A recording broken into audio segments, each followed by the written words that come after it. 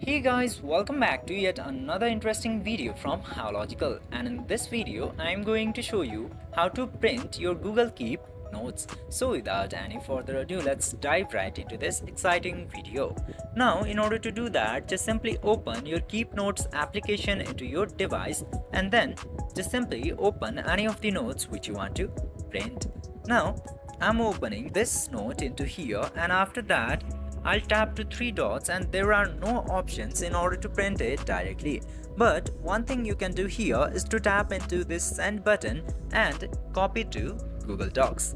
Then after that, wait a while, and when it copies to Google Docs, tap into this open button and it will open your document or note into Google Docs. Now from here, just simply tap into this three dots into the top right corner, and after that scroll down to all the way bottom, and you will get to see this option of print into very bottom line. Just simply tap into print, and then this is all you have to do in order to print a Google Keep note.